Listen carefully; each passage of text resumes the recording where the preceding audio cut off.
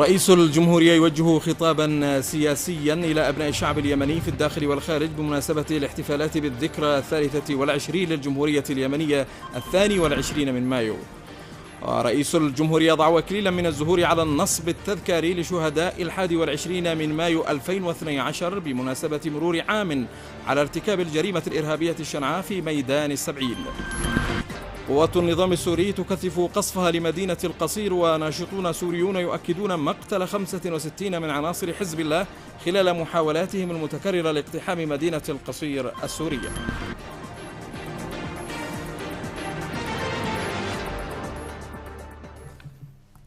حياكم الله وكل عام والجميع بألف خير، وهاكم نشرة إخبارية مفصلة نقدمها لكم من قناة اليمن الفضائية. يستهل خبرها الأول عبد الله. شكرا خالد. طيب الله بالخير أوقاتكم مشاهدينا الأكارم، وكل عام وأنتم والوطن بألف خير. وجه الأخ الرئيس عبد رب منصور هادي رئيس الجمهورية اليوم كلمة هامة إلى أبناء الشعب اليمني في الداخل والخارج بمناسبة احتفالات بلادنا بالذكرى 23 للجمهورية اليمنية وإعادة تحقيق وحدة الوطن المباركة في 22 من مايو وعام 1990. إليكم تسجيلا لها. بسم الله الرحمن الرحيم. الحمد لله رب العالمين الذي جعل من الوحدة قرينة للرحمة بالعباد، والصلاة والسلام على أشرف المرسلين وخاتم النبيين وهادي البشرية إلى سواء السبيل. الإخوة المواطنون، الأخوات المواطنات، يسعدني في هذا اليوم المجيد أن أزف إليكم أينما كنتم في الوطن أو المهجر أزكى التهاني وأجمل التبريكات بهذه المناسبة العظيمة، العيد 23 لإعادة تحقيق وحدة الوطن في 22 من مايو المجيد. ففي مثل هذا اليوم الأغر حقق الشعب اليمني واحدا من أعظم المنجزات في تاريخه الحديث،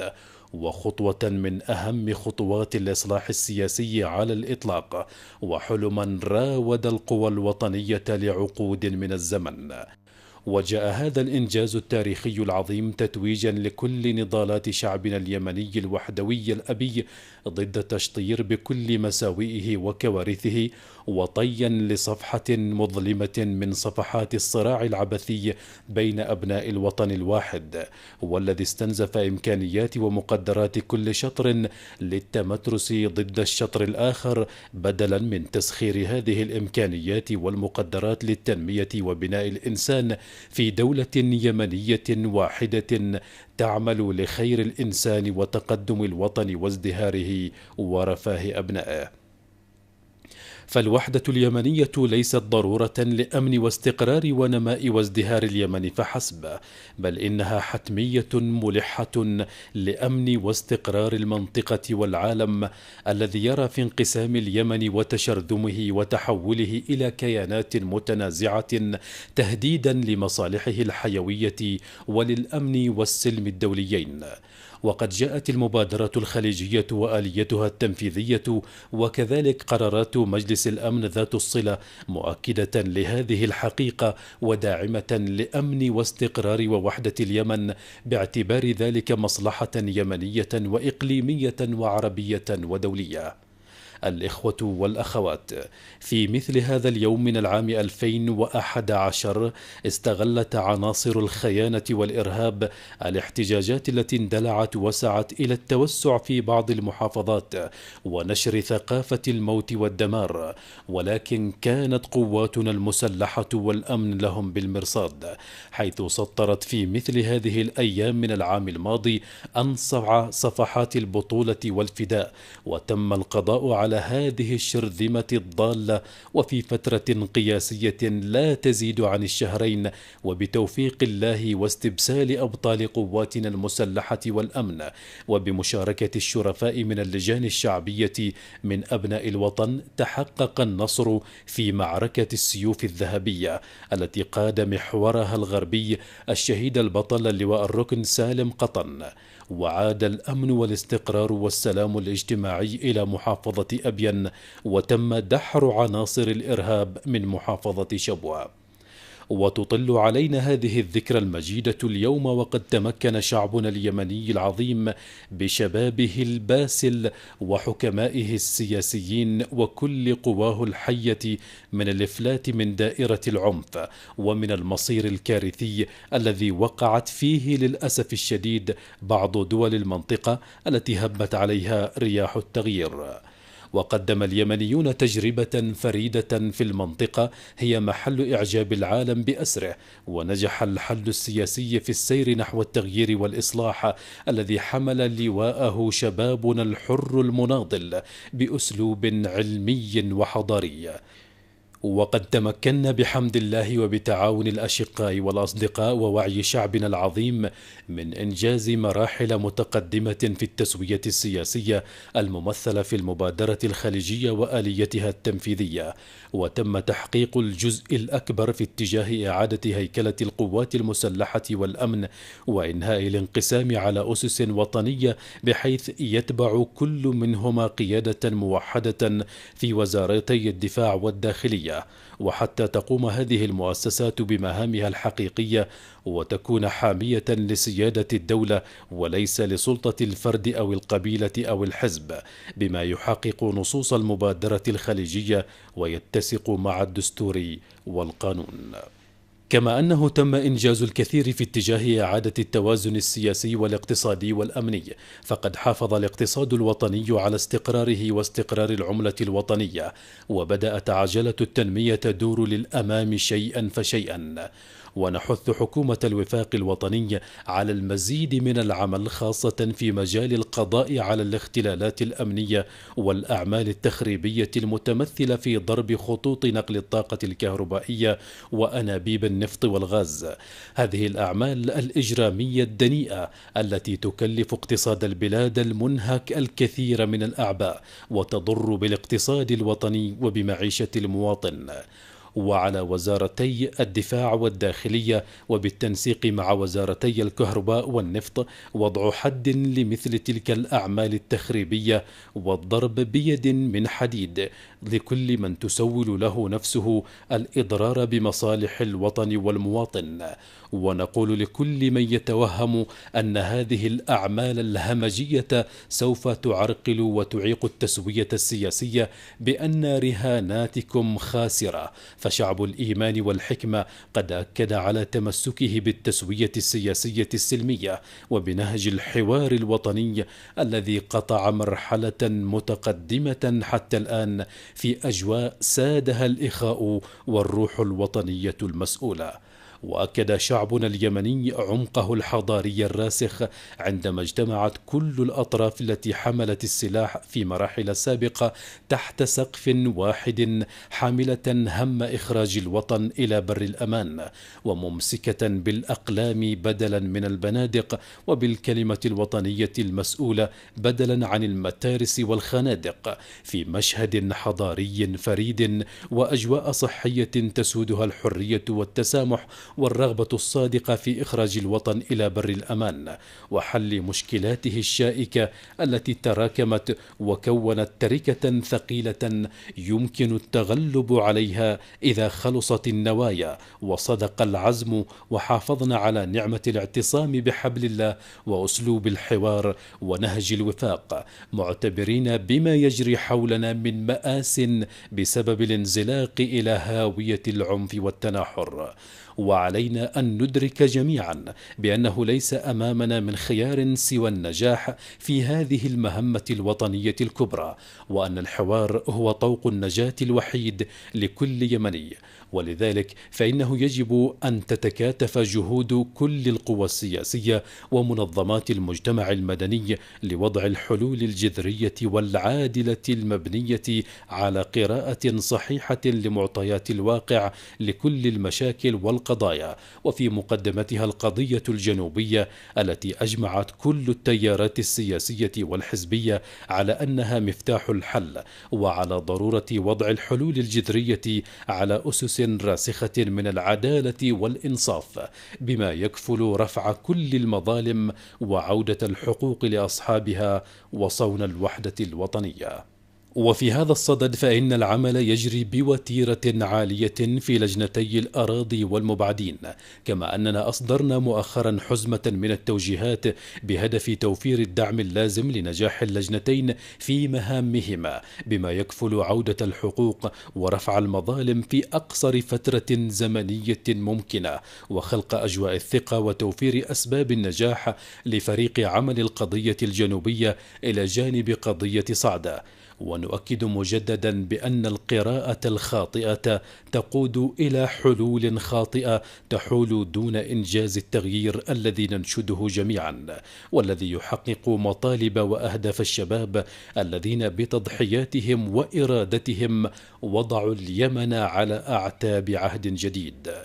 وقد أكدنا في أكثر من مناسبة أن أمامنا فرصة تاريخية نادرة يجب ألا نضيعها في صراعات سياسية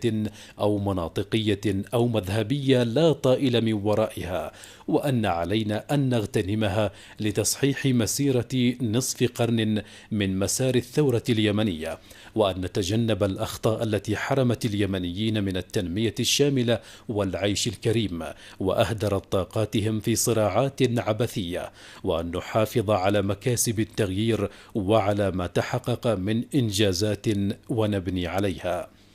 وإذا كان الرعيل الأول من الثوار الأحرار قد ناضلوا من أجل التخلص من عسف الإمامة وجبروت المستعمر وتمكنوا من امتلاك الإرادة الوطنية الحرة مما مهد لإنجاز الوحدة اليمنية المباركة، فإن الثورة الشعبية الشبابية السلمية جاءت لتصحيح مسار الثورة اليمنية سبتمبر وأكتوبر وإصلاح الأخطاء بما يصون الوحدة ويعيد الألق لمبادئها وأهدافها الوطنية، ولتدخل اليمن القرن 21 بالتأسيس للدولة المدنية الحديثة، دولة العدالة والمواطنة المتساوية وسيادة القانون القائمة على مبادئ الحكم الرشيد. كما أتمنى على أعضاء مؤتمر الحوار الوطني ألا يغفلوا أنهم إنما جاءوا إلى هذا المؤتمر كثمرة من ثمار الثورة الشبابية، وأن يضعوا أهدافها نصب أعينهم من أجل أن تكون مخرجات الحوار محققة لهذه الأهداف الوطنية التي بذلت من أجلها التضحيات الكبيرة وسالت من أجلها الدماء الزكية في سبيل إصلاح منظومة الحكم والقضاء على الفساد من خلال اعتماد مبادئ الشفافية والمحاسبة، لأنه لا يمكن الحديث عن تجفيف بؤر الفساد ومنابعه وبناء أسس الدولة العادلة في غياب هذه الأسس والمبادئ. لقد وضعت المبادرة الخليجية وآليتها التنفيذية الأسس والمبادئ للوصول إلى الحكم الرشيد من خلال تغيير منظومة الحكم السابق وبناء منظومة جديدة تستوعب كل المتغيرات في الدستور الجديد الذي سيخرج به مؤتمر الحوار الوطني الشامل. وهنا أنتهز الفرصة لأجدد الشكر والامتنان للدول الراعية للمبادرة الخليجية وآليتها التنفيذية، وكذلك جميع الدول الشقيقة والصديقة التي وقفت إلى جانب اليمن في هذه الفترة العصيبة. ولا يفوتني هنا تحديدا تقديم الشكر والتقدير لخادم الحرمين الشريفين الملك عبد الله بن عبد العزيز آل سعود ملك المملكة العربية السعودية على رعايته الكريمة للتوقيع على المبادرة وآليتها التنفيذية، وعلى كل ما قدمته المملكة من دعم مادي ومعنوي للجمهورية اليمنية سياسيا واقتصاديا وأمنيا. وختاما، لا يفوتنا في هذا المقام وهذه المناسبة المجيدة أن نترحم على جميع شهداء اليمن الأبرار الذين صنعوا بدمائهم وتضحياتهم عهدا جديدا للشعب اليمني، وكذلك من أبطال قواتنا المسلحة والأمن الذين قاموا بأدوار وطنية رائدة في مواجهة الإرهاب، وأبنائنا من قوات الأمن المركزي الذين استشهدوا في مثل هذا اليوم في ميدان السبعين وهم يعدون للاحتفال بالعيد 22 للوحدة، واغتالتهم أيادي الغدر والإرهاب، سائلين الله أن يتغمدهم جميعا بواسع رحمته وأن يسكنهم فسيح جناته. والتحية كل التحية للسواعد المباركة من أبناء قواتنا المسلحة الذين يرابطون في مواقع الشرف والفداء حفاظا على أمن الوطن والمواطن، فلهم منا جميعا في كل مكان من أرضنا ومياهنا كل الثناء والتقدير والتهنئة بهذا اليوم الأغر الذي صنعوه ويحمونه بالغالي والنفيس، فليهنأوا به وعاش اليمن حرا أبيا. عاشت الثورة والوحدة رمز قوتنا وعزتنا، وكل عام وأنتم بخير، والسلام عليكم ورحمة الله وبركاته. قام الأخ الرئيس عبد الرب منصور هادي رئيس الجمهورية وبمناسبة احتفالات شعبنا بالعيد الوطني 23 للجمهورية اليمنية 22 من مايو، وبمرور عام على ارتكاب الجريمة الإرهابية الشنعاء بحق منتسبي الأمن الذين كانوا يؤدون واجبهم الوطني في بروفات العرض للعيد الوطني العام الماضي، قام بوضع إكليل من الزهور على النصب التذكاري للشهداء الأبرار الذي تم نصبه تخليدا لذكرى استشهادهم في 21 من مايو من عام 2012. وكان في استقباله بميدان السبعين وزير الداخلية اللواء الركن عبد القادر قحطان، ورئيس هيئة الأركان العامة اللواء الركن أحمد علي الأشول، وأمين العاصمة عبد القادر هلال، ونائب وزير الداخلية اللواء الركن علي ناصر الأخشع، وقائد قوات الأمن الخاص اللواء الركن فضل القوسي، وعدد من كبار الضباط. وبعد أن عزف السلام الوطني تقدم قائد حرس الشرف باستئذان الأخ الرئيس لاستعراض حرس الشرف.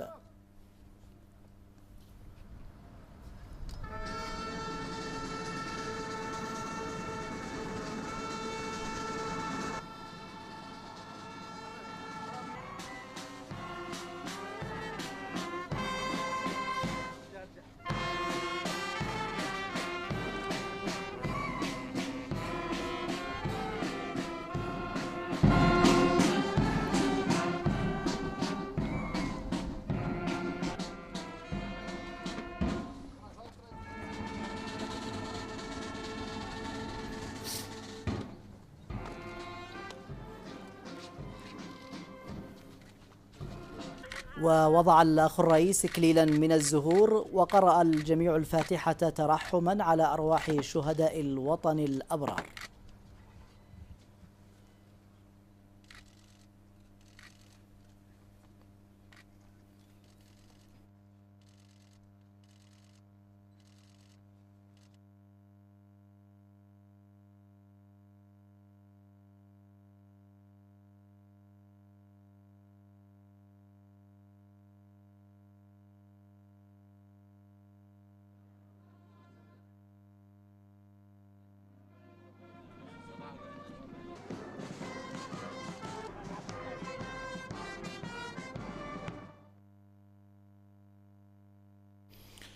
تلقى الأخ الرئيس عبد الرب منصور هادي رئيس الجمهورية برقية تهان بمناسبة العيد الوطني 23 للجمهورية اليمنية 22 من مايو من كل من الملك عبد الله الثاني بن الحسين ملك المملكة الأردنية الهاشمية، الرئيس محمد عبد الحميد رئيس جمهورية بنغلاديش الشعبية، كيم يونغ نام رئيس هيئة رئاسة مجلس الشعب الأعلى بجمهورية كوريا الديمقراطية الشعبية، الملك كارل السادس عشر غوستاف ملك السويد، الرئيس أولي مورر رئيس الاتحاد السويسري، الرئيس آنوش آدر رئيس جمهورية المجر، الرئيس إنريكي بينيا ليتو رئيس الولايات المكسيكية المتحدة، كونتين برايس الحاكمة العامة لأستراليا. كما تلقى الأخ الرئيس عبد الرب منصور هادي رئيس الجمهورية برقية تهنئة من الرئيس شي جين بينغ رئيس جمهورية الصين الشعبية بمناسبة العيد الوطني 23 للجمهورية اليمنية 22 من مايو. جاء فيها: بمناسبة العيد الوطني 23 للجمهورية اليمنية، يطيب لي أن أتقدم بالنيابة عن الشعب الصيني وباسمي شخصيا بأصدق التهاني وأطيب التمنيات إلى فخامتكم ومن خلالكم إلى الشعب اليمني الصديق. ويسعدنا أن نرى أنه تحت قيادة فخامتكم قد أحرزت عملية الانتقال السياسي وإعادة بناء الاقتصاد في اليمن، أحرزت تقدما إيجابيا في السنوات الأخيرة، تعززت الثقة السياسية المتبادلة بين الصين واليمن باستمرار وتطور للتعاون الودي في كافة المجالات بشكل سلس، حيث وتولي الصين اهتماما بالغا لتطوير العلاقات الصينية اليمنية وتستعد للعمل مع الجانب اليمني لتوطيد الصداقة التقليدية بين الصين واليمن وتعزيز التواصل والتعاون في كافة المجالات، مما يرفع علاقات الصداقة والتعاون الصينية اليمنية إلى مستوى أعلى باضطراد. أتمنى لبلادكم الازدهار والرخاء ولشعبها السعادة، وأتمنى لفخامتكم موفور الصحة والعافية وكل التوفيق. صدر اليوم قرار رئيس الجمهورية رقم 38 لسنة 2013 بتعيين أنور عبد الكريم أحمد الكسادي وكيلا للجهاز المركزي للرقابة والمحاسبة لقطاع الشؤون المالية والإدارة الفنية. استقبل الأخ الرئيس عبد ربه منصور هادي رئيس الجمهورية اليوم بمكتبه بدار الرئاسة نائب رئيس الوزراء وزير الخارجية بجمهورية التشيك كارول شفار سترينبرغ والوفد المرافق له. وبعد أن رحب الأخ الرئيس بالوفد أشار إلى أن العلاقات مع جمهورية التشيك قديمة ومتطورة في مختلف المجالات، معبرا عن سروره لهذه الزيارة التي تأتي متزامنة مع احتفالات شعبنا بالعيد الوطني 23 للوحدة اليمنية 22 من مايو. وقال إن الزيارة تتسم بطابع خاص في هذه الظروف الاستثنائية التي يمر بها اليمن، ولها أبعاد معنوية وسياسية. وتناول الأخ الرئيس الظروف التي مر بها اليمن منذ نشوب الأزمة مطلع العام 2011، وصولا إلى التوقيع على المبادرة الخليجية وآليتها التنفيذية المزمنة وتشكيل حكومة الوفاق الوطني والانتخابات الرئاسية والكيفية التي جرت فيها وسط ظرف صعب وأزمات سياسية واقتصادية وأمنية، حيث كانت صنعاء مقسمة بين المتخاصمين والحالة الأمنية في أسوأ أوضاعها. وأكد الأخ الرئيس عبد ربه منصور هادي أن المبادرة الخليجية وآليتها التنفيذية المزمنة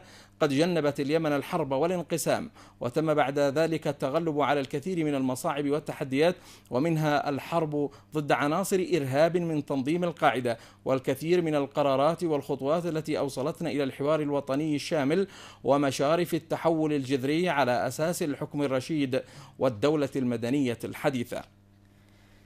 وفي هذا اللقاء أعرب نائب رئيس الوزراء وزير الخارجية التشيكي عن التقدير الكبير للأخ الرئيس، وقال إن ما جرى في اليمن يعتبر نموذجا رائعا، حيث جرى ذلك التحول بطريقة سلمية وديمقراطية، معبرا عن ارتياحه وسروره لزيارة اليمن المتزامنة مع الاحتفالات بالعيد الوطني 23. وأكد المسؤول التشيكي أنه لمس هذا التحول من أول وهلة لزيارته، مشيرا إلى أن اليمن في ظل التحول الكبير سيشهد استقرارا أمنيا وازدهارا اقتصاديا. ونوه إلى أن جمهورية التشيك تدعم الأخ الرئيس عبد ربه منصور هادي وكل خطواته وإجراءاته باتجاه تحقيق الغايات والتطلعات المأمولة من مخرجات الحوار الوطني الشامل، وستشهد العلاقات المشتركة تطورا ونموا كبيرا. حضر اللقاء وزير الخارجية الدكتور أبو بكر القربي وأمين عام رئاسة الجمهورية الدكتور علي منصور بن سفاع، ورئيس دائرة أوروبا في وزارة الخارجية محمد طه مصطفى، وسكرتير أول بوزارة الخارجية مروان علي نعمان، والقنصل الفخري لجمهورية التشيك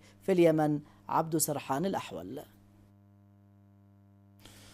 من ناحية ثانية، استقبل الأخ الرئيس عبد ربه منصور هادي رئيس الجمهورية اليوم سفير جمهورية فنلندا غير المقيم في اليمن يورنا سورلا، الذي سلمه رسالة من الرئيس الفنلندي سولي لينيستو، عبر من خلالها عن شكره وتقديره للأخ الرئيس على الجهود الحميدة التي بذلها في سبيل إطلاق سراح المواطنين الفنلنديين وعودتهما بسلامة إلى بلادهم بعد معاناة دامت 140 يوما، مشيدا بمستوى العلاقات والتعاون بين البلدين، ومثنيا على جهود الأخ الرئيس في قيادة التحول في اليمن ومواجهة التحديات بحنكة وحكمة، معبرا عن وقوف ومساندة المجتمع الدولي للخطوات الصائبة التي يقود بها عملية التحول في اليمن وفقا لبنود التسوية السياسية في البلاد. وقد عبر الأخ الرئيس عن سروره بهذا اللقاء، مستعرضا الجهود التي بذلتها اليمن للإسهام في إطلاق سراح المختطفين الفنلنديين والتعامل الحساس مع هذا الموضوع، حرصا على السلامة وتجنبا لأي ضرر أو تداعيات لا تحمد عقباها. وقال إن اليمن رغم الظروف الصعبة التي تمر بها والأزمات المتداخلة التي تشهدها ومنها الأزمة الأمنية ومواجهة تحديات التطرف والإرهاب، إلا أنها تتحمل أعباء مجابهة تلك التحديات التي تشكل خطرا على الجميع. وأشار الأخ رئيس الجمهورية إلى أن اليمن بحاجة لتدفق الاستثمارات وزيادة آفاق التعاون مع المجتمع الدولي لتوفير فرص العمل للبطالة بين أوساط الشباب حتى لا تستغل حاجاتهم الجماعات المتطرفة. كانت الوحدة اليمنية حلما تاريخيا لكل اليمنيين، وعند تحقيقها في 22 من مايو عام 90 انطلق اليمنيون يهتفون للمجد وينشدون للمستقبل. ومنذ ذلك الحين مر 22 من مايو بمحطات عدة اختلطت فيه الفرحة بالأمل وبالخوف من القادم.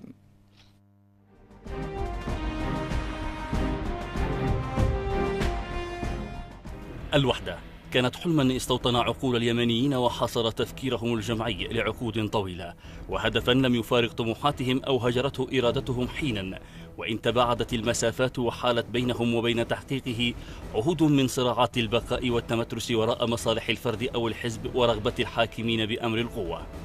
وعلى حين غفلة من الأنا وصحوة عارمة اكتسحت ضمائر الساسة، شق الشعب اليمني طريقه إلى الحلم الذي أشرقت شمس حقيقته في 22 من مايو عام 1990.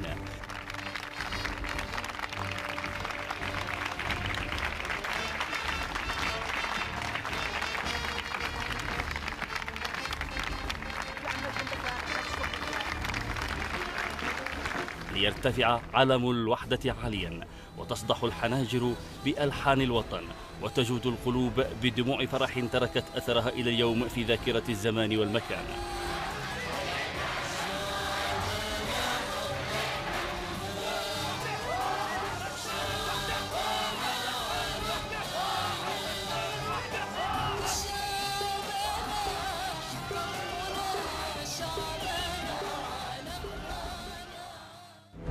إذن هي الفرحة الإنجاز، الحلم والتاريخ. أعيد تحقيق وحدة الدولة اليمنية، أما الشعب فواحد. وقفت جغرافيا المكان ووهمية حدود الساسة وبراميل الفصل الجيوسياسية عاجزة عن تجزئته.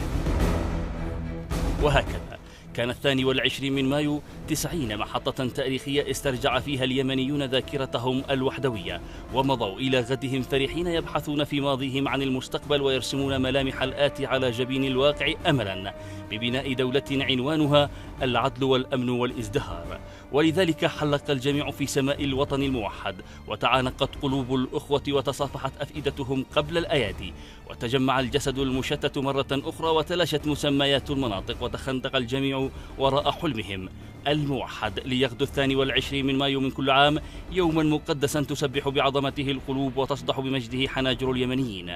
إلا أن كل ما تتمناه الشعوب لا تدركه، فقد تأتي رياح الساسة بما لا يشتهي المغلوبون على أمرهم. فما أن فتحت بوابة العام 94 حتى شقت الرغبة بالتفرد والوحدانية إرادة الأشقاء، فغيبت الحكمة اليمانية عن الوعي، واستحكمت الأهواء بالعقول، وأعطى البعض أنفسهم حق تقرير مصير الشعب دون تفويض ممن يملكون شرعية التفويض. فكانت حرب صيف 94 الكابوس الذي أفزع حلم اليمنيين والألم الذي تصدعت لهوله القلوب. حرب خاضها الإخوة الأعداء بالوكالة ل60 يوما، انتهت ببقاء جغرافيا الوطن موحدة، لكن جرحا غائرا سكن القلوب المؤمنة بالوطن الرافضة للعنف دون جراحة، ليأخذ منحا تصاعديا يوما بعد آخر جراء تصرفات منحت نفسها حق الحكم والملك للأرض والإنسان، متحكمة بسيف المنتصر بكل شيء، فوهبت صكوك الغفران لمن جاءها بقرابين الولاء والطاعة، ومهجرة عن حقه كل صاحب رأي وقضية.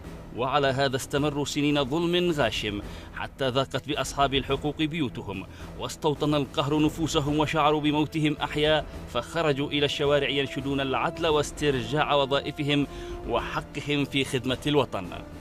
لكن الراغبين في الظلم حاولوا حجب أصواتهم وتكميم أفواههم، مطلقين عليهم من التهم ما لم يخطر في عقولهم، فزادهم ذلك إصرارا وتمسكا بحقوقهم، لينطلق في العام 2007 حراك سلمي ينشد العدل والأمن والمواطنة المتساوية، فصمت الآذان عن سماع مطالبه في حين فتحت مسامع الحالمين بالأمس له، بل ومدت الأيدي إليه، وكان للأخضر مفعول السحر في نفوس البعض ليرتفع ترمومتر المطالب حدا تجاوز الحقوق. وهكذا استمرت الاحتجاجات، وفقد 22 من مايو بريقه وفرحته الوحدوية رغم محاولات طبول الاحتفالات شغل العقول عن مشاريعها وتنشيط ذاكرة العيد بين الفينة والأخرى حتى فبراير 2011. حينها تفجر الغضب الساكن في قلوب الشباب ثورة شبابية شعبية سلمية أعادت لحمة القلوب وجعلت التغيير هدفا تلاشت أمام سموه كل المشاريع الضيقة وذابت في إطار مشروع الدولة المدنية الحديثة. ومن أجل ذلك قدم الشباب أرواحهم وامتطوا دماءهم إلى التغيير الذي أخذ الجميع إلى مؤتمر الحوار وأجلسهم على طاولة واحدة يقلبون في ملفات الماضي والحاضر، يصححون أخطاء الأمس ويرسمون الطريق إلى المستقبل المنشود. وعلى دروب ذلك المستقبل اتخذت القيادة السياسية قرارات طالما شكك البعض بالقدرة على اتخاذها، لكن الإرادة المحصنة بإرادة شعب يبحث عن الحياة دحضت كل الأقاويل بقرارات فتحت للغد سبلا في النفوس المثقلة بالخوف،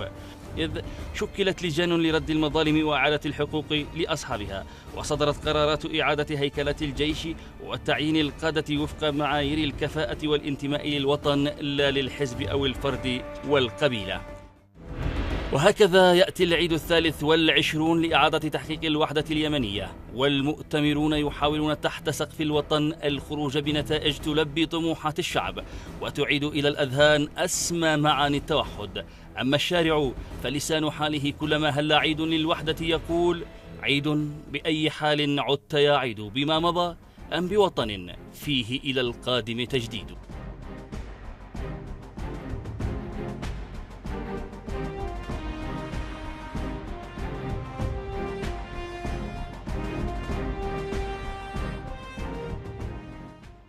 شكرا لزميلنا جميل عز الدين على هذه القراءة التحليلية. وأيضا في هذا التقرير تجدون أحيت قيادة القوات الأمن الخاصة اليوم الذكرى الأولى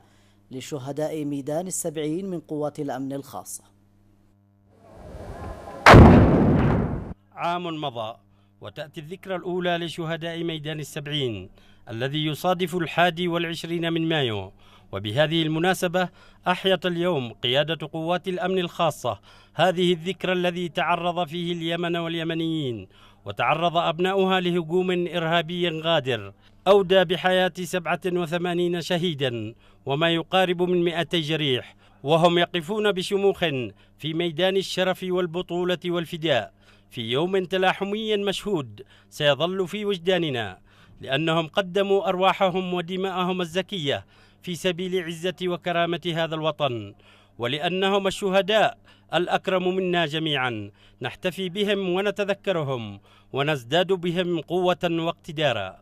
باعتبار أن ذلك العمل الإرهابي الجبان لا يمت للرجولة بصلة وليس له مكان في صفحات التاريخ، فقد رحلوا عنا وهم يحملون شرف التضحية والواجب، ونحن على دربهم لن نتراجع. في الذكرى الأولى لشهداء مجزرة ميدان السبعين ألقت قيادة قوات الأمن الخاصة كلمة أكدت من خلالها الإصرار والعزيمة لإرساء وتثبيت الأمن والاستقرار، كما ألقيت قصيدة شعرية وعرض أبوريت الشهيد وكلمة لأسر الشهداء وأغنية وطنية أكدت جميعها أن جريمة السبعين الإرهابية لم تحقق المرامي الدنيئة والخسيسة لمن يقف وراءها ومن خطط لها، ولم يتمكن أولئك الأشرار من وقف الاحتفال بالعيد الوطني، ولن يتمكنوا من التأثير على قرار القيادة السياسية والعسكرية للوطن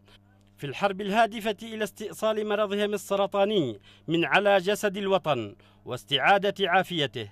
كما أكد وزير الداخلية اللواء الدكتور عبد القادر قحطان في كلمته أن الانتصار على الإرهاب سيكون محور انتصار الوطن على كافة الصعوبات والتحديات والأخطار التي تجابهه، وبهذا المعنى سيكون انتصار الوحدة وأمن واستقرار ونهوض اليمن وحاضر ومستقبل أبنائه. وتأتي احتفالات بلادنا بالعيد 23 لتحقيق وحدة الأرض والإنسان في اليمن الحبيب، تأكيدا على أن دماء الشهداء قد روت هذه الأرض الطيبة، ويلوح بوادر نتائج هذه التضحيات الجسيمة في تحاور أبناء اليمن شمالا وجنوبا شرقا وغربا، مجمعين على أن الإرهاب آفة يجب استئصاله، وأن اليمن سيبقى قويا بأبنائه وقواه الخيرة. لقناة اليمن الفضائية، عبد الحكيم المغلس، صنعاء.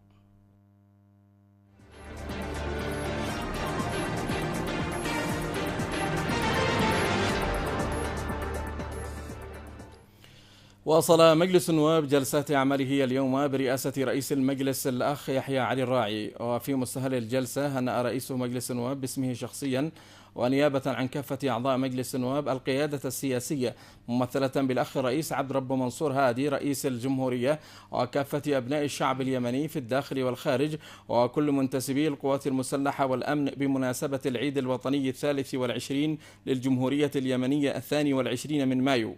وطلب رئيس مجلس النواب أعضاء مؤتمر الحوار الوطني بمضاعفة الجهود لتحقيق المهمات المرسومة أمامهم، وجعل مصلحة اليمن العليا في مقدمة كل مصالح المكونات التي ينتمون إليها.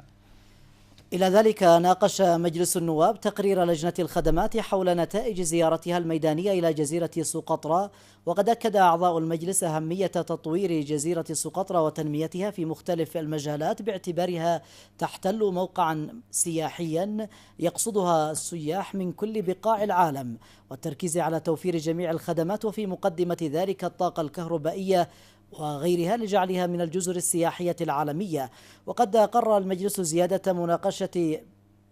مناقشة ذلك الموضوع بحضور الجانب الحكومي المختص في جلسته القادمة يوم السبت المقبل، وسيواصل المجلس أعماله يوم السبت بمشيئة الله.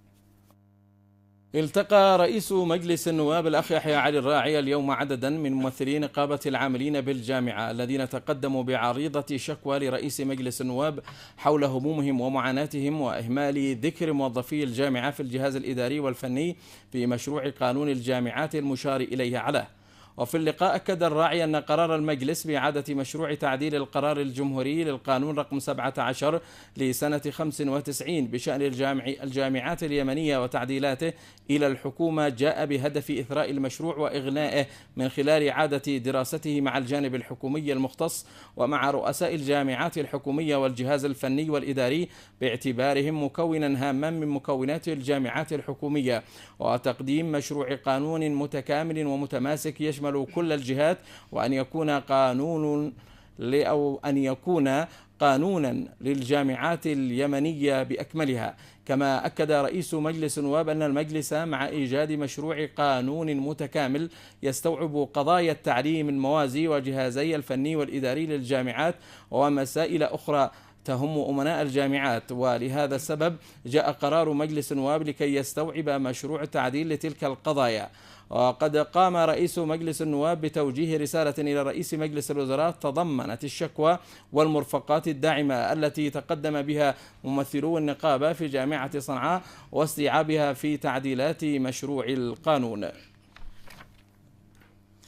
تدارس مجلس الوزراء في اجتماعه الأسبوعي اليوم بصنعاء برئاسة رئيس المجلس الأخ محمد سالم باسندوة جملة من المواضيع المتصلة بالمستجدات على الساحة الوطنية والمعالجات الحكومية تجاه عدد من القضايا خاصة المتعلقة بالجوانب الأمنية والخدمية. واستهل المجلس اجتماعه بالوقوف دقيقة حداد لقراءة الفاتحة ترحما على أرواح الشابين حسن جعفر أمان وخالد محمد الخطيب اللذين قتلا في حادثة إجرامية نكراء الأربعاء الماضي في صنعاء، وكذا على روح الطيار هاني الأغبري وكافة شهداء الوطن. وشدد المجلس على وزارة الداخلية اتخاذ كافة الإجراءات القانونية بحق قتلة الشابين أمان والخطيب، وتعقب كل المجرمين الذين يسعون في الأرض فسادا ويسعون إلى الإضرار بأمن واستقرار الوطن ومصلحة المواطن. وهنأ مجلس الوزراء أبناء الشعب اليمني العظيم داخل وخارج الوطن، وكذا الأخ الرئيس عبد ربه منصور هادي رئيس الجمهورية بمناسبة العيد الوطني 23 للجمهورية اليمنية 22 من مايو، والذي جسد آمال وطموح اليمنيين في الوحدة والقوة والنمو. وأكد المجلس أن هذه المرحلة المفصلية من تاريخ اليمن تتطلب مزيدا من الحوار للاتجاه نحو بناء اليمن الجديد صوب مزيد من الاستقرار والتنمية وتكريس قيم العدالة والمواطنة المتساوية.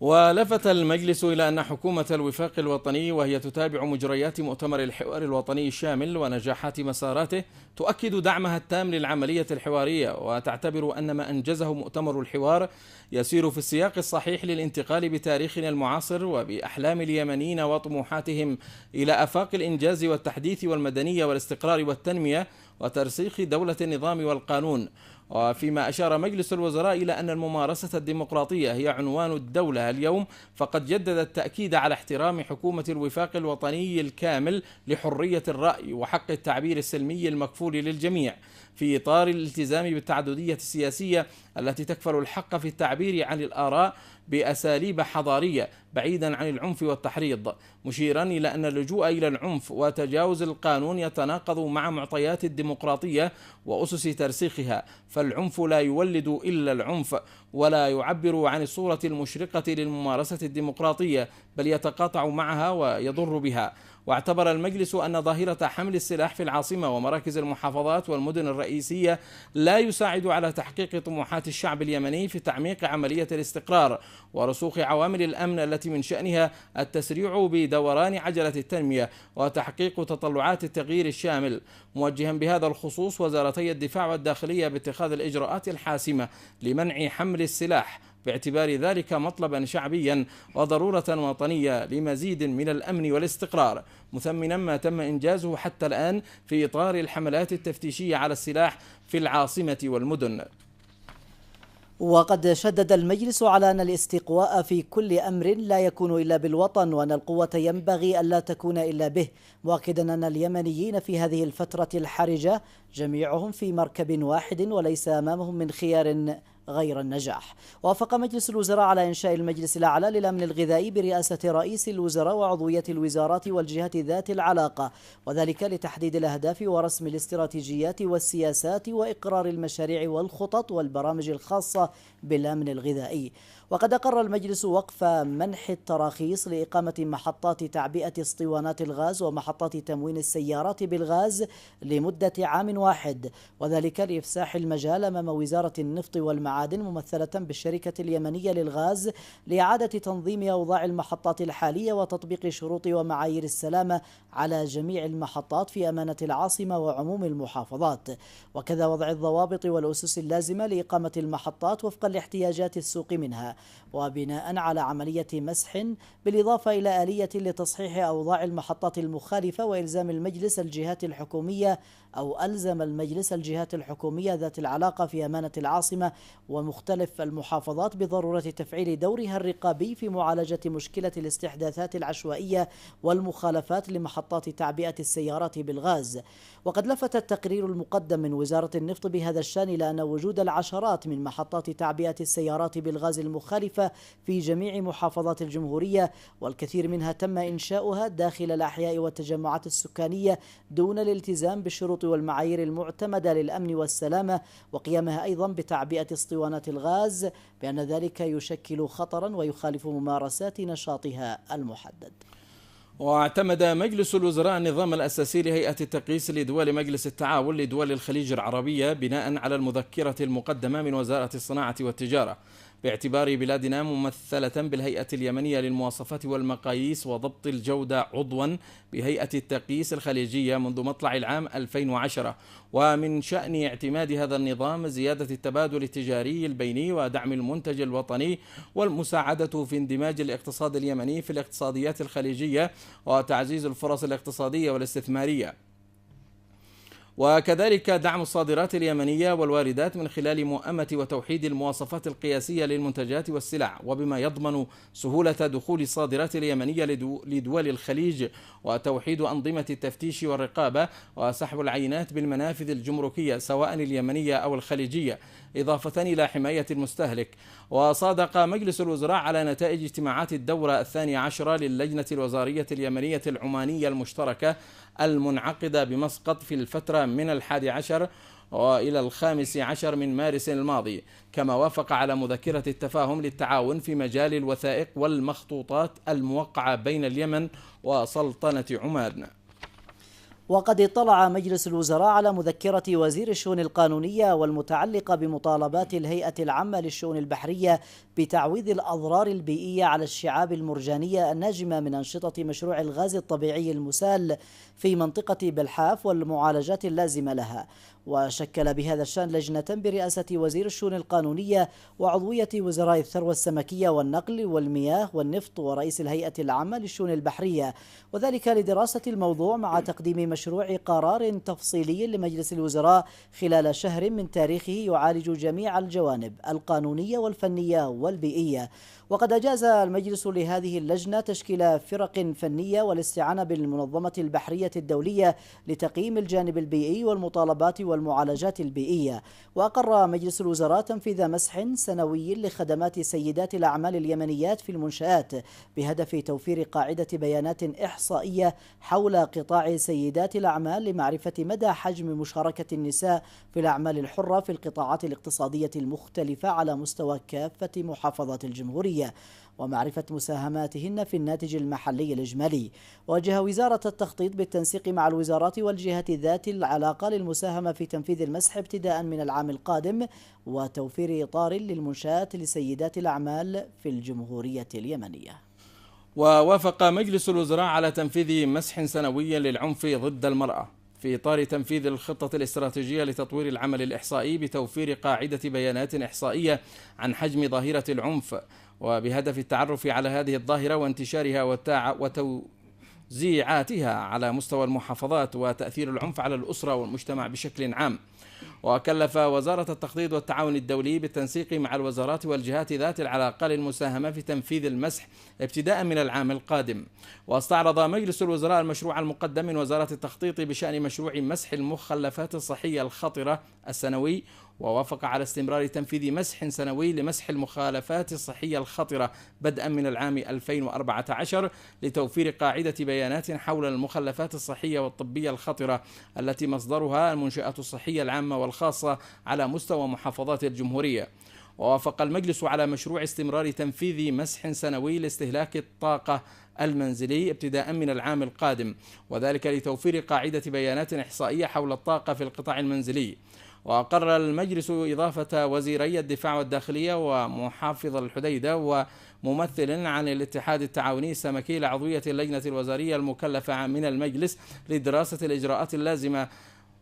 لوقف الاعتداءات التي تواجه قوارب الاصطياد اليمنية. كما وافق المجلس على إضافة رئيس الهيئة العامة لرعاية أسر الشهداء ومناضلي الثورة اليمنية إلى عضوية اللجنة الوزارية الخاصة بحصر ومعالجة جرحى الأحداث التي مرت بها اليمن عامي 2011-2012. وقد اطلع مجلس الوزراء على تقرير وزير الاتصالات وتقنية المعلومات حول الأضرار والخسائر التي تعرض لها قطاعا الاتصالات والبريد خلال عامي 2011-2012، وكلف لجنة من وزارتي المالية والاتصالات وكذا من الجهاز المركزي للرقابة والمحاسبة بدراسة ومراجعة التقرير والرفع إلى المجلس بالنتائج للمناقشة واتخاذ ما يلزم. وفيما يتعلق بفعاليات الوزراء على المستوى الخارجي، طلع المجلس على تقارير وزراء الزراعة والري والداخلية والتربية والتعليم والخدمة المدنية والشباب والرياضة حول مشاركاتهم الخارجية. ناقش رئيس مجلس الوزراء الأخ محمد سالم باسندو اليوم بصنعاء مع نائب رئيس الوزراء وزير الخارجية التشيكي كارل إشفار تشيمبرغ الجوانب المتصلة بتعزيز التعاون السياسي والاقتصادي والثقافي والصحي بين البلدين. وتناول اللقاء مستجدات الأوضاع الوطنية وعلى وجه الخصوص ما يتعلق باستحقاقات المرحلة الراهنة من العملية الانتقالية والدور الحيوي الذي ينبغي على الاتحاد الأوروبي أن يقوم به سياسيا واقتصاديا وتنمويا لمساندة اليمن حتى تكلل المرحلة الانتقالية وعملية التغيير بالنجاح. وأكد باسندو أن تعزيز الأشقاء والأصدقاء لمستوى إسنادهم الاقتصادي للشعب اليمني في الظرف الراهن سيؤدي إلى تعزيز حماية المكاسب السياسية المحققة حتى الآن. نائب رئيس الوزراء التشيكي أكد من جهته أن العلاقات الجيدة بين البلدين تحتم على الجميع العمل المشترك لتوطيدها وتطويرها في مختلف المجالات، وفي المقدمة العلاقات التجارية، مشيرا في نفس الوقت إلى أن بلاده ستستمر في تقديم منح الزمالة للطلبة اليمنيين. وأبدى إعجابه الكبير بتجربة الإصلاحات التي تمت بشكل سلس وخاصة في الدفاع والأمن، مؤكدا دعم بلاده لليمن لتجاوز المرحلة الراهنة وأعبائها سواء بشكل مباشر أو من خلال عضويتها في الاتحاد الأوروبي.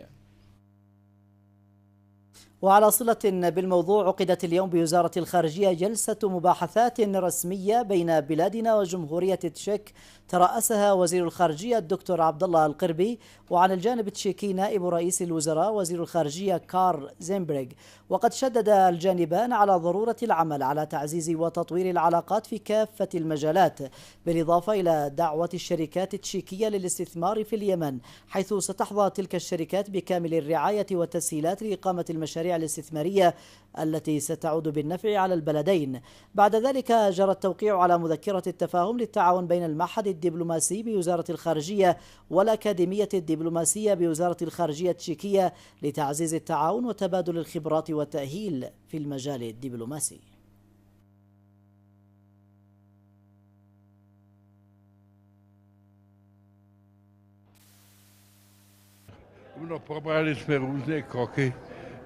تطرقنا إلى خطوات تعميق العلاقات ما بين بلدينا، هذه العلاقات الوطيدة المستمرة لعشرات السنين. بالتأكيد كان هنالك في بعض الأحيان نتيجة للتطورات المعينة قد يعني العلاقات هذه لم تكن بالمستوى المطلوب، ولذلك الآن جئت لتكون لأعزز هذه العلاقات مرة أخرى ونعمقها. الأسبوع القادم سيكون هنالك اجتماع وزراء الخارجية الاتحاد الأوروبي، وأنا سوف أطلع وزراء الخارجية عن نتائج هذه الزيارة وما هو مطلوب هنا في جوانب متعددة من خلال ما استحصلت عليه من هذه اللقاءات التي أجريت. أعرف أنهم هذا وقد قام الوفد التشيكي الزائر بزيارة إلى مدينة صنعاء القديمة للاطلاع على المعالم التاريخية والأثرية التي تزخر بها. وطاف الوفد في مختلف أحياء المدينة التاريخية وشاهدوا طابعها المعماري والتراثي الفريد وأسواقها الشعبية المختلفة. وقد عبر نائب رئيس الوزراء وزير الخارجية التشيكي عن سعادته بما شاهده من مناظر ومعالم أثرية عظيمة في مدينة صنعاء القديمة.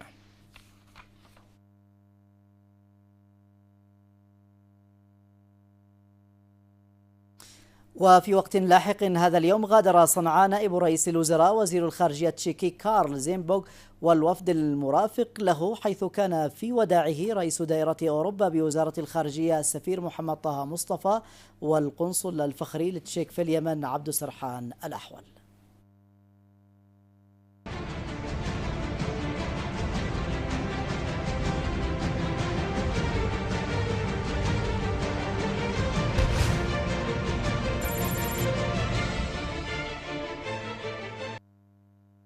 وفي جديد جلسات الحوار، واصلت فرق عمل مؤتمر الحوار الوطني اليوم جلسات أعمالها لمناقشة الموضوعات المطروحة في جدول أعمالها، والتفاصيل في التقرير التالي.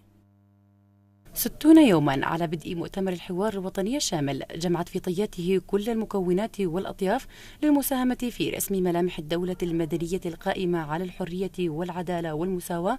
ذابت فيه الكثير من الاختلافات. فريق عمل بناء الدولة عقد اليوم اجتماعا له برئاسة نائب رئيس الفريق رنا أحمد غانم، واستمع خلال الاجتماع إلى رؤى المكونات بشأن السلطة القضائية ومقترح خطة لمناقشة عناصر محاور الدولة. وقدم 11 مكونا تصوراتها بشأن السلطة القضائية في اليمن الجديد، كما ناقش الخطة المقترحة للفريق بشأن مناقشة عناصر ومحاور هوية الدولة. اليوم هذا خلصنا من نقاش السلطة التنفيذية، وقد كان النقاش فيها في كل المواضيع نقاشا هادئا ومسؤولا، لأن لدينا في بناء الدولة نخبة من الإخوة المفكرين والدكاترة والقضاة والمختصين في مجال الدستور والقانون. إلى ذلك استمع فريق عمل قضية صعدة برئاسة رئيسة الفريق نبيلة الزبير إلى ملخص لجنة التوثيق والتلخيص لرؤية مختلف المكونات السياسية الممثلة في الفريق حول جذور قضية صعدة، وخلصت رؤى المكونات إلى أن جذور قضية صعدة تعود لعدة أسباب أهمها ضعف الدولة ومؤسساتها وضعف عملية التنمية الشاملة بالمحافظة. وكان فريق عمل التنمية الشاملة والمستدامة قد استمع إلى عرض من سفير جمهورية الصين الشعبية بصنعاء تشانغ هوا حول تجربة بلاده في المجال التنموي الذي هنأ في مستهل عرضه الشعب اليمني بمناسبة العيد الوطني 23 للجمهورية اليمنية. اليوم برنامج اللقاء معنا كان لخبراء زارنا السفير الصيني، والآن معنا برضو خبراء من الاتحاد الأوروبي حول رؤاهم في مشاريع تنموية نستفيد من خبرتهم، من خبرات بلدانهم بما يتناسب مع منطقتنا في اليمن. وفي الإطار نفسه ناقش فريق استقلالية الهيئات وقضايا خاصة في مؤتمر الحوار الوطني في جلسته اليوم برئاسة رئيس الفريق الدكتور معين عبد الملك الإطار العام لإعداد التقارير النهائية على ما أنجزه الفريق خلال الشهرين الماضيين ليتم عرضه في الجلسة العامة الثانية لمؤتمر الحوار. نحن كان يهمنا من هذه النزولات هو أن نجعل من الإذاعة والتلفزيون يعني مؤسسات فعالة تفي بالغرض التي قامت من شانه، وأن يكون في هناك فعلا أعلام وطني وأعلام أيضا مستقل، أعلام أيضا يفي بالغرض يعني من حيث نقل الوقائع والحقائق وقضايا الناس ومعالجتها وإلى آخره. فريق عمل القضية الجنوبية في جلسته اليوم برئاسة رئيس الفريق محمد علي أحمد استمع إلى رؤية حول محتوى القضية الجنوبية من مكون منظمات المجتمع المدني بفريق العمل، وتضمنت الرؤية التي قدمها عضو الفريق إبراهيم مالك شجاع الدين على مقدمة والبعد السياسي والبعد الاقتصادي والبعد الحقوقي والقانوني والبعد الثقافي وخاتمة. أنجزنا إلى الآن أغلب رؤى المكونات السياسية حول محتوى القضية الجنوبية، وكان اليوم قدمت رؤية من قبل أحد ممثلي منظمات المجتمع المدني، ولم يتبقى لدينا إلا رؤية وحيدة في الأسبوع القادم للحراك الجنوبي، وبذلك نستكمل جميع الرؤى ونبدأ في مرحلة استخلاص القواسم المشتركة للرؤى جميعا تمهيدا لتقديم التقرير النهائي عن الفترة المنصرمة إلى الجلسة العامة لمؤتمر الحوار الوطني. من جانبه ناقشت فرق بناء الجيش والأمن عدد من الموضوعات المطروحة في جدول أعمالها، وخاصة فيما يتعلق بالنزول الميداني لبعض المؤسسات واستخلاص الرؤى بشأنها، فيما واصل أعضاء مجموعة أسس بناء الجيش في فريق بناء الجيش والأمن بمؤتمر الحوار الوطني برئاسة اللواء حاتم أبو حاتم اليوم زيارتهم إلى دائرة التوجيه المعنوي للقوات المسلحة. وطاف رئيس وأعضاء المجموعة بشعب وقطاعات ومراكز وإدارة التوجيه المعنوي وصحيفة 26 سبتمبر وموقع سبتمبر نت ومجلتي الجيش والإيمان، واطلعوا خلال الزيارة على مكونات دائرة التوجيه المعنوي وما تمتلكه من بنى أساسية مطبعية وصحفية وأجهزة تكنولوجية حديثة متطورة. نحن في فريق الجيش والأمن ناقشنا اليوم خطط النزول من جميع الفرق، ولدينا اليوم نزول آخر إلى التوجيه المعنوي مجموعة الجيش في الفريق، وكذلك نبلور اللمسات الأخيرة للتقرير النهائي الذي سنقدمه لرئاسة الفريق. الفرق المختلفة للحقوق والحريات برئاسة رئيسة الفريق أروى عبد عثمان ناقشت اليوم النزول الميداني لبعض المحافظات، واستمعت إلى شهادة ممثلي أنصار الله عن الانتهاكات خلال حروب صعدة. تم طبعا استعراض اولا محضر الجلسه السابقه والموافقه عليه، بعد ذلك باشرت فرق العمل له الثلاث اللي هي الحقوق الاقتصاديه والاجتماعيه والحقوق السياسيه والمدنيه والحقوق الثقافيه والفكريه في اعمالها بحسب جدولها. طبعا تم ايضا مناقشه اللي هي تقارير النزول الميداني واستخلاص منها اللي هي المبادئ والمقترحات والتوصيات بحسب كل فريق والمنطقه التي نزل اليها. هذا وكان فريق المصطلحات الوطنيه والعداله الانتقاليه والقضايا ذات البعد الوطني في جلسه عمل اليوم برئاسة برئاسة رئيس الفريق الدكتور عبد الباري دغيش قد ناقش مشروعي قانوني العدالة الانتقالية واستكمال عمل خطط المجموعات الفرعية المبثقة على الفريق، فيما ناقشت فرق عمل الحكم الرشيد عددا من الموضوعات المطروحة في جدول أعمالها. كما أطلعت مجموعة من أعضاء فريق الحكم الرشيد على أوضاع البنك المركزي والسياسة النقدية التي يتبعها، إضافة إلى المعوقات والرؤى المستقبلية التي يمكن أن يقدمها إدارة البنك إلى مؤتمر الحوار الوطني، وبما يسهم في وضع استراتيجية للسياسات المالية والنقدية في اليمن الجديد. وكانت قد نظمت وقفة احتجاجية طلبت بالكشف عن ملابسة حادثة السبعين الذي راح ضحيتها مئات من الجنود البواسل جراء التفجير الإجرامي الذي استهدفهم. تمكن حوار أهل اليمن تخطي ثلث مسافته الزمنية، قاطعا بذلك شوطا مهما في مسار أهم القضايا الوطنية العميقة بإرادة صلبة وعزيمة تصر على النجاح والخروج بالوطن إلى شاطئ الأمان. الزميل إبراهيم العامري وهذا التقرير. شهران مر من عمر مؤتمر الحوار الوطني تجدرت فيهما ثقافة القبول بالآخر، وتعززت فيهما لغة الحوار ومنطق الحكمة التي تجلت أسمى معانيها في هذا الملتقى اليمني الكبير. 60 يوما من حوار أهل اليمن كانت متخمة بهموم الأمة وقضايا الوطن العميقة، فما الذي حققه الحوار الوطني طيلة هذه الفترة وما هي مؤشرات نجاحه؟ هناك الكثير من الأمور أعتقد بأنها استخلصت من خلال عمل هذه اللجان. هناك رؤى، هناك نقاشات، هناك استخلاصات لكثير من القضايا التي حددتها هذه اللجان في برنامج عملها، وهي مؤشرات طيبة تدل على أن المؤتمر يسير باتجاه طيب لتحقيق الغايات التي انعقد من أجلها. وأنا أعتقد بأن الزيارات الميدانية خلال هذه المرحلة كانت زيارات رمزية، ربما المرحلة الثانية ستأخذ مدى أوسع فيما يتعلق بالزيارات. ويخوض اليمنيون في حوارهم الميمون في قضايا وطنية عميقة، بدءا بقضية الجنوب وصعدة، مرورا بالعدالة الانتقالية وبناء الدولة، وكذا أسس بناء الجيش والأمن واستقلالية الهيئات والتنمية المستدامة، وانتهاء بالحقوق والحريات والحكم الرشيد، جميعها تصب في مسار صناعة مستقبل جديد ليمن موحد يسوده الأمن والاستقرار والعيش الكريم. اليمن حققوا معجزة في هذا الوقت العصيب وفي هذه المرحلة التي يمر بها اليمن، وبعد خلافات طويلة وفرقة في الساحة الوطنية، ونحن نشاهد أيضا الخلافات التي الموجودة الآن في الأوطان العربية المختلفة، إلا أن أبناء اليمن حققوا معجزة باجتماعهم تحت سقف واحد وعلى طاولة واحدة واستماعهم لبعضهم البعض، والنية الصادقة بالخروج باليمن إلى مربع الأمان. أنا أعتقد أنه كافة فرق العمل أنجزت المهام المطلوبة منها خلال الفترة الماضية بوتيرة عالية وبجهد كبير جدا. يعني الزيارات الميدانية، المناقشات المختلفة، مجموعات العمل أنجزت تقاريرها. ويتميز حوار أهل اليمن هذه المرة بالشفافية والمشاركة الفعلية من مختلف شرائح المجتمع والتمثيل الشامل لكل المناطق اليمنية. كما يتمتع هذا الملتقى اليمني الواسع بوضع العناصر الرئيسية للإصلاح الدستوري وهيكلة الدولة ومعالجة القضية الجنوبية وكافة القضايا ذات البعد الوطني، بالإضافة إلى حتمية بناء نظام ديمقراطي شامل بما في ذلك إصلاح الخدمة المدنية ومنظومة القضاء والحكم المحلي.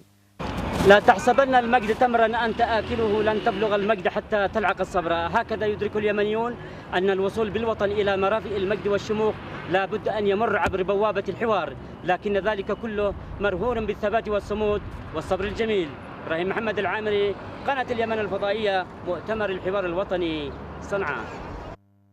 من جانب آخر التقى فريق لجنة الحوار في محافظة المهرة أعضاء المجلس المحلي والمكتب التنفيذي، وفي اللقاء دان الحاضرون حادثة احتجاز المناضل محمد سالم عكوش عضو مؤتمر الحوار مساء أمس في منطقة نهم على يد مجموعة خارجة عن النظام والقانون في عملية تهدف إلى عرقلة وتعطيل مسيرة الحوار. محافظ المحافظة علي محمد خودم أكد استعداد السلطة المحلية لتسهيل مهمة الفريق، فيما استمع أعضاء الفريق إلى مجمل القضايا والمشاكل وكذلك الحلول والمخارج العملية المقترحة لمعالجتها، والتي تركزت في التخلص من المركزية الشديدة وتجاوز السلبيات في الجوانب التنموية والخدمية والأمنية. كما قام فريق الحوار بزيارة ميدانية إلى مستشفى الغيضة المركزي اطلع خلالها على الصعوبات والمعوقات وطبيعة احتياجات المستشفى من التخصصات والأجهزة الطبية والأدوية والكادر.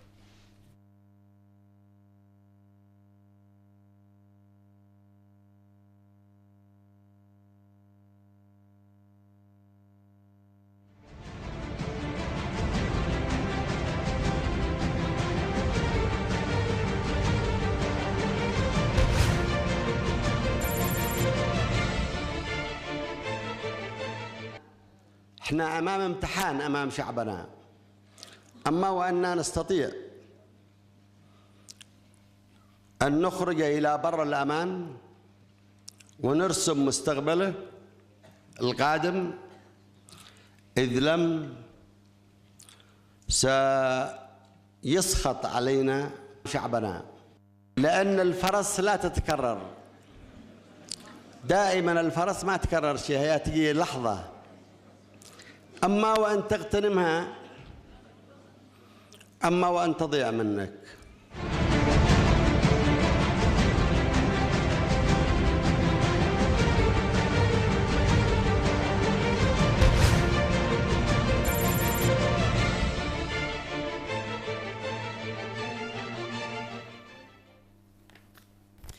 وما تزال هذه الأخبار تأتيكم من استديوهاتنا في قناة اليمن الفضائية. وفي أخبارها المحلية أيضا، استنكر مجلس الشورى حادث الاختطاف الذي تعرض له اليوم في منطقة نهم عضو المجلس عضو مؤتمر الحوار الوطني محمد سالم عكوش أثناء عودته إلى محافظة المهرة. واعتبر المجلس في بيان إدانته للحادثة تعرض مسؤول بحجم عضو مجلس الشورى عضو مؤتمر الحوار الوطني محمد سالم عكوش للاختطاف دون مراعاة لسنه الكبير ووضعه الصحي ودوره الوطني، اعتبره مؤشرا خطرا في مجال تأمين الطرق وضمان سلامة المواطنين، علاوة على ما قد تشكله الحادثة من استهداف للسلم الاجتماعي وتهديد للأمن والاستقرار الوطني الذي يحرص اليمانيون على صونه وعدم المساس به. وأعرب المجلس في بيانه عن الأمل في أداء الجهات الأمنية لدورها والقيام بالواجب لتخليص عضو المجلس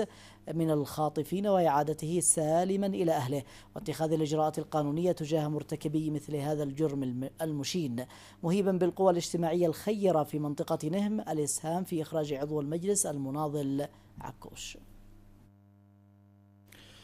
تلقى رئيس مجلس الشورى الأخ عبد الرحمن محمد علي عثمان عددا من برقيات التهاني من نظرائه رؤساء المجالس المماثلة في الدول الشقيقة والصديقة،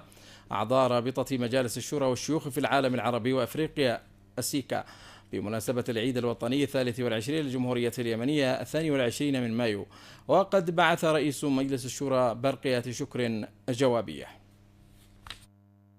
عقد فريق عمل مشروع السجل الانتخابي في اللجنة العليا للانتخابات والاستفتاء اجتماعا له اليوم برئاسة نائب رئيس اللجنة رئيس الفريق القاضي خميس سالم الديني. ناقش الاجتماع الذي ضم أعضاء اللجنة ورئيس مصلحة الأحوال المدنية والسجل المدني ومسؤولي البرنامج الإنمائي للأمم المتحدة والمؤسسة الدولية للأنظمة الانتخابية الأيفس، ناقش عددا من القضايا والمواضيع المتصلة بمهام واختصاصات فريق العمل. وقف الاجتماع أمام قرار مجلس إدارة المشروع بشأن تشكيل وحدة متخصصة بالسجل المدني ضمن الوحدة التابعة للمشروع الذي تم إنشاؤه مسبقا. وكلف الاجتماع رئيس قطاع الشؤون القانونية والإفتاء القاضي محمد القاضي بإصدار قرار إنشاء وحدة الشراكة بين اللجنة العليا للانتخابات ومصلحة الأحوال المدنية. كما كلف الاجتماع رئيس مصلحة الأحوال المدنية ورئيس قطاع الشؤون الفنية بتحديد المهام والاختصاصات لهذه الوحدة. التقى رئيس اللجنة العليا للانتخابات والاستفتاء القاضي محمد حسين الحكيمي اليوم في القاهرة مديرة مكتب المؤسسة الدولية للأنظمة الانتخابية الأيفس في القاهرة الدكتورة ندى نصر الله. جرى خلال اللقاء مناقشة واستعراض عدد من المواضيع المتعلقة بالعلاقات القائمة بين اللجنة والمؤسسة. وقدم القاضي الحكيمي شرحا مفصلا عن مجمل الأنشطة والخطط المعدة من قبل اللجنة والترتيبات التي تمت لإنجاز السجل الانتخابي الإلكتروني، وثمن عاليا جهود المؤسسة الدولية للأنظمة الانتخابية وتعاونها المستمر مع اللجنة في الجوانب الفنية والتقنية والتدريبية. بحث أمين عام مجلس النواب عبد الله أحمد صوفان مع رئيس فريق الدعم الفني الأوروبي جمال أبو خديجة ومسؤول الإشراف على المساعدات الفنية المقدمة من الاتحاد الأوروبي ماري هورفست أشكال الدعم المقدم من الاتحاد لمجلس النواب في المجال الفني وبناء القدرات للمجلس والأمانة العامة بشقيه الفني والإداري. أصدرت اللجنة الأمنية العليا البيان التالي: بناء على ورود معلومات مؤكدة إلى الأجهزة الأمنية المختصة بأن عناصر إرهابية تتواجد في محافظتي لحج وعدن تخطط للقيام بعمليات إرهابية بالمحافظتين تستهدف منشآت ومصالح حكومية وخاصة، وقفت اللجنة الأمنية العليا على هذه المعلومات وتم تكليف فريق وحدة مكافحة الإرهاب بالنزول من العاصمة صنعاء للتعامل مع العناصر الإرهابية واتخاذ الإجراءات اللازمة حيالها بعد التنسيق مع النيابة العامة ووفقا للقوانين النافذة. في يوم الخميس الموافق 9 من شهر مايو 2013 تحرك الفريق من العاصمة صنعاء إلى محافظتي عدن ولحج مرورا بمحافظات ذمار وإب وتعز، وبعد وصول الفريق ووفقا لما هو مخطط له تمكن من القيام بتنفيذ عدد 4 عمليات استباقية ناجحة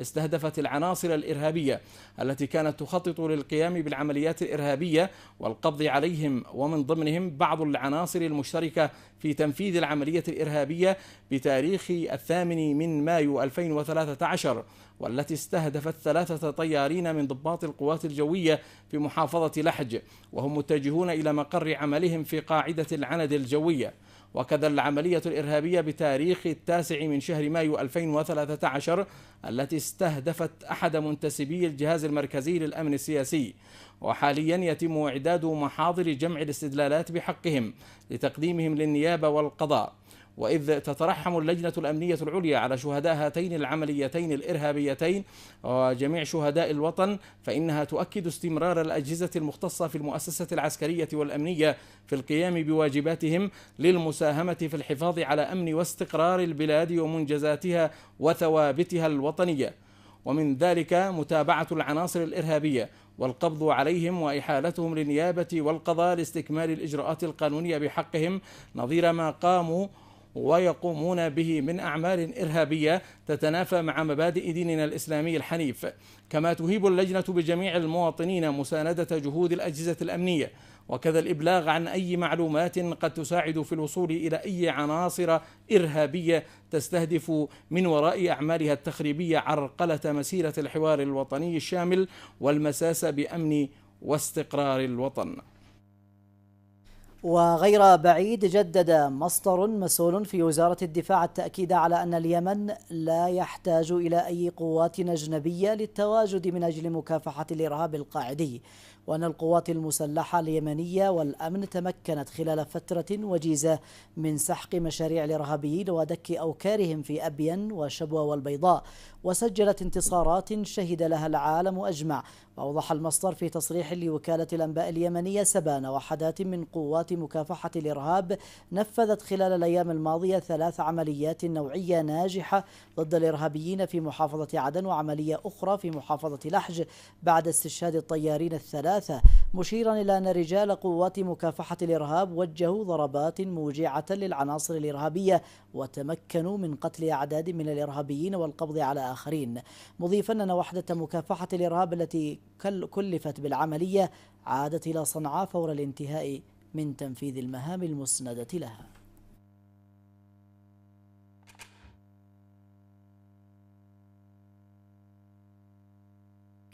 ونتجه إلى الأخبار العربية والعالمية، نبدأها شأنا سوريا، حيث قالت شبكة الشام الإخبارية إن طيران النظام السوري جدد اليوم قصفه على مدينة القصير بريف حمص بالتزامن مع قصفه العنيف بالمدفعية الثقيلة للمدينة. وأكدت شبكة استمرار الاشتباكات في محيط مدينة القصير وبساتينها بين الجيش السوري الحر وقوات النظام المدعومة بعناصر من حزب الله. وكان ناشطون سوريون أكدوا مقتل نحو 65 من مقاتلي حزب الله منذ بداية الأسبوع أثناء محاولتهم المتكررة اقتحام مدينة القصير التي يسيطر عليها مقاتلو الجيش الحر وتحاصرها قوات النظام بهدف إسقاطها. وفي هذه الأثناء أكدت شبكة شام أن قوات النظام قصفت بالطيران والمدفعية الثقيلة والدبابات أحياء القابون وبرزة وجوبر بالعاصمة دمشق. وتأتي هذه التطورات في ظل ظروف إنسانية صعبة يعيشها المدنيون السوريون جراء الحصار والنقص الحاد في المواد الطبية والتموينية وانقطاع كافة الخدمات. وفي القاهرة أجرى الأمين العام لجامعة الدول العربية نبيل العربي بمقر الجامعة محادثات مع المبعوث الأممي العربي الخاص بسوريا الأخضر الإبراهيمي، وتناولت المحادثات مستجدات الأزمة السورية والجهود المبذولة لحلها والترتيبات المتعلقة بمؤتمر جنيف الثاني والمزمع عقده بداية يونيو المقبل. كما تناولت نتائج الاجتماع الطارئ لمجلس الجامعة العربية على مستوى المندوبين الدائمين، والذي عبر عن القلق البالغ إزاء الأوضاع المتردية في سوريا والأعمال الإجرامية بمدينة القصير. دفعت أعمال العنف المتصاعدة في العراق رئيس الحكومة نور المالكي إلى الإعلان عن تغييرات أمنية مرتقبة في المواقع والخطط الأمنية. وقال المالكي أن حكومته بصدد إجراء تغييرات بالمواقع العليا والمتوسطة والخطط الأمنية. من جانبه دعا رئيس البرلمان العراقي أسامة أنجيفي إلى عقد جلسة برلمانية استثنائية بحضور مسؤولين عسكريين وأمنيين لبحث تطورات الأمنية في البلاد. وكانت موجة من العنف أسفرت خلال اليومين الماضيين عن مقتل ما لا يقل عن 70 شخصا وإصابة أكثر من 160 آخرين بجروح. إذن يبقى صيف صنعاء مختلف. نطالع وإياكم درجات الحرارة وأيضا من المركز اليمني للأرصاد أحوال الطقس خلال 24 ساعة القادمة بمشيئة الله.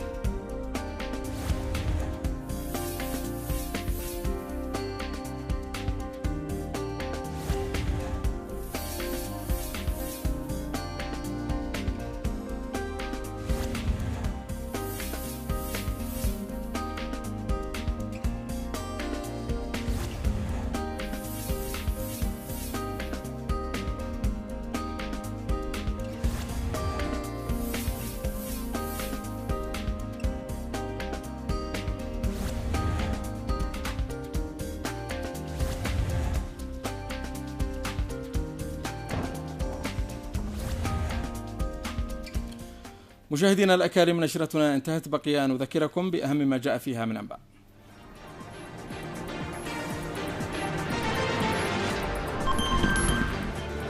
رئيس الجمهورية يوجه خطابا سياسيا إلى أبناء الشعب اليمني في الداخل والخارج بمناسبة الاحتفالات بالذكرى 23 للجمهورية اليمنية 22 من مايو.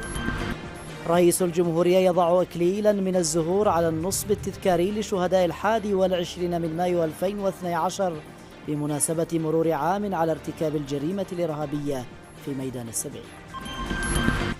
وقوات النظام السوري تكثف قصفها لمدينة القصير، وناشطون سوريون يؤكدون مقتل 65 من عناصر حزب الله خلال محاولاتهم المتكررة لاقتحام المدينة.